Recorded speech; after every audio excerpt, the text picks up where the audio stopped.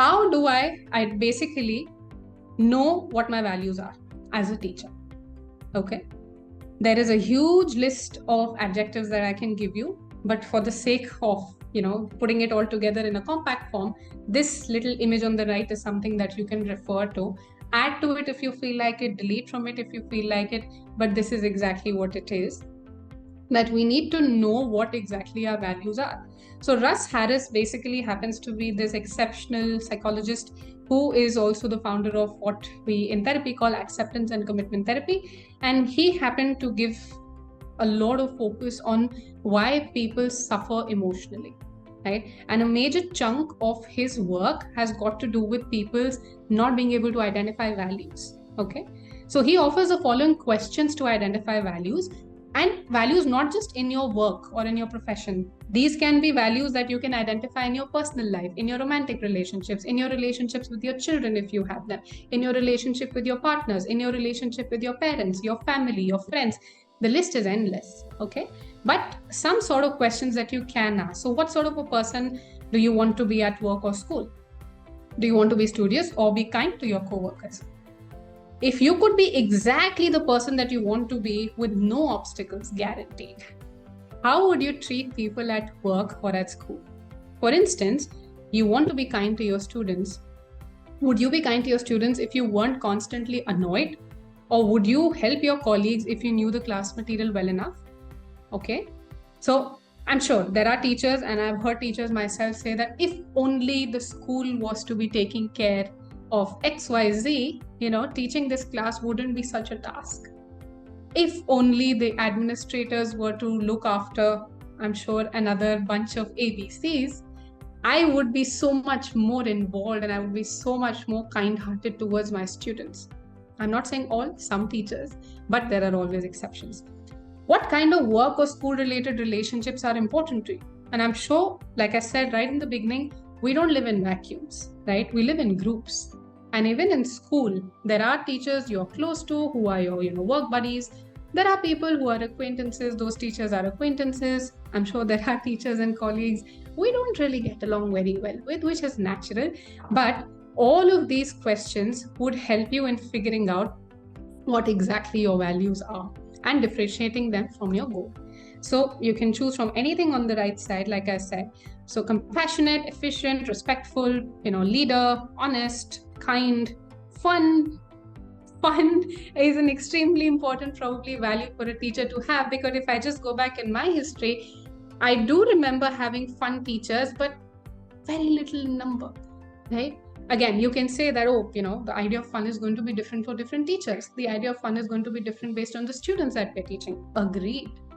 But having this as a value for yourself as a teacher might be of some help, as we'll see as we move on. Now, the most important thing here is, if I was to be so aware of my values, what really am I going to, achieve by being so aware? Before that, most people adopt values unconsciously based on their life experiences and conditioning from their family, from their friends, and from their society, right? While many of these values are virtuous, some will conflict with your goals in the present day society.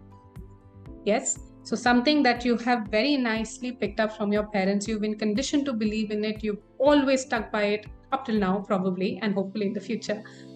But maybe you've reached a point in your teaching career where you feel like not really matching, I am not really able to achieve whatever goals I want. Maybe it's because of this particular value that maybe I have sworn by up till now, right? So being unaware of your values which guide your behavior often leads to disappointment and frustration as you pursue your goals. So the biggest sort of reason for a lot of frustration, not just in teaching, but any profession, is a big mismatch between goals and values, right? To take control of your life, you must consciously choose your values. So it's still not late, right? Whether you're in your 30s or your 40s or your 50s, you're a beginner teacher, whatever the scenario might be, it's never too late to take stock of your own values. First, take stock of the values you hold and how you prioritize them. Next, reflect on what type of person you want to be and what type of life do you want to live. Yes, I can have teachers right now tell me, but there are situations and there are circumstances which are not in our control. What do we do about that? There are socio-political kind of issues in the countries that we are living in the economies that we are living in. That is not in our control. How is my value going to help in a situation like that, right? Like I said, value is basically something that you want to do, not basically the environment is asking you to do. Yes, you could be living in a very distraught sort of a setting. You could be living in a place where maybe the economic growth is not as much as you expect it to be. But how do you thrive in a place like that completely depends on a very tricky word. I'm going to say it is choice, right? Okay, I can still have teachers come back at me and say, how can you say choice? There's so many things, which are not in our control. So we don't always do things based on choice. For teachers who have this as a comeback for me and for anybody else who might be saying this, please go back and read this wonderful book by this wonderful person called Viktor Frankl. Viktor Frankl was a psychiatrist who was put in concentration camps way back, obviously, when the conflict was, going on because of a certain religious community being obviously triggered by a certain country. We're not going into the history of that, but an excellent book called Man's Search for Meaning.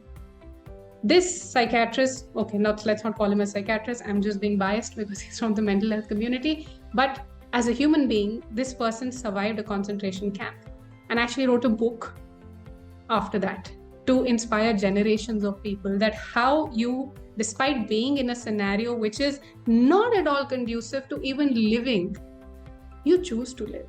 Why? Because you choose to swear by some values. There's always an element of choice. So this man came out alive of a concentration camp, lived to write a book, to let people know how it was, and actually inspire people with it. Please lay your hands on it. Easily available on Amazon, but excellent read. So yes, you could be in environments which are not very conducive, but a value set is something that would definitely help you thrive.